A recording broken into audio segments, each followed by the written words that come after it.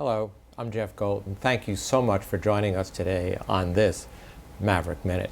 I have a very special guest, and that's Jaci Lindburg. And Jaci, of course, is the director of all of our digital learning programs here at UNO. And Jaci, thanks so much for being with us today. Absolutely. Thanks for the invitation.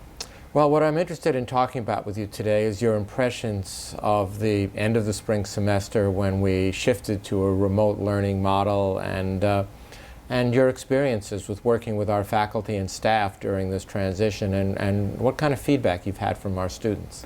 Yeah, great question, and what a semester it was, right?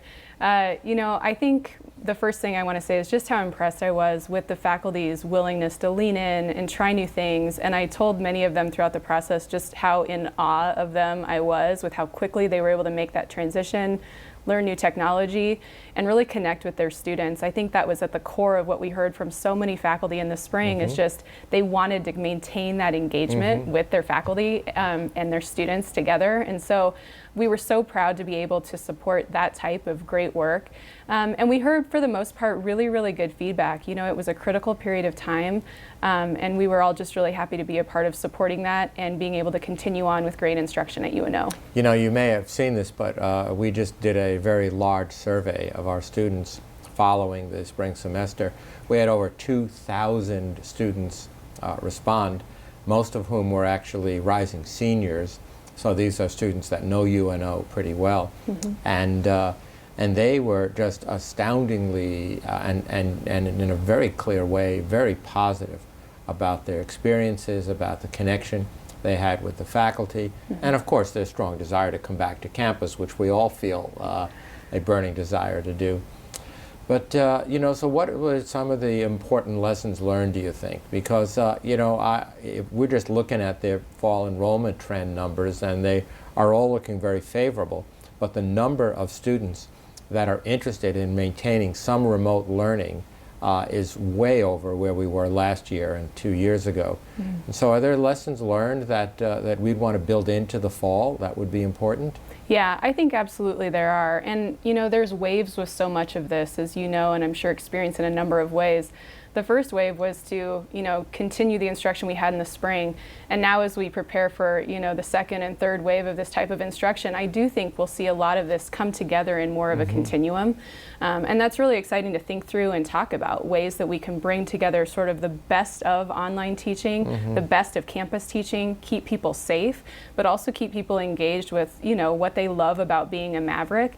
And so that's been a lot of the really exciting work we've done over the summer, is to think about how are we equipping spaces in new ways that we can both de-densify, have students who want to join remotely be able to do so, but also welcome students back to campus in a really safe way.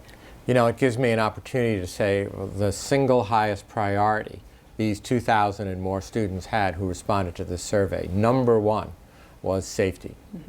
That is the university going to do everything that we can do to maintain a safe environment. Whether it's our mask policy, whether it's what we do to de-densify the classrooms, and as you know, we're making a major investment, almost $750,000, I think, in new technology in our classrooms to make sure that we can have optimal technical connection, everything from personal screening and on and on and on, just to make sure that we have a safe environment. Yeah, and I think this is mission critical work and mission centric work for UNO. When I think about what's on the side of the library of access to exceptional, I think this work just extends our access mission.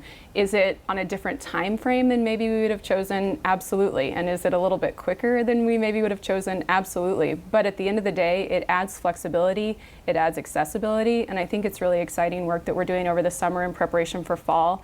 I might also note for students who have disabilities and need to have an accessible learning environment, that's also been absolutely at the forefront of our work in partnership with Student Success. And that's been something that I think we've factored in every step of the way too, and that we'll see some exciting additions on in the fall.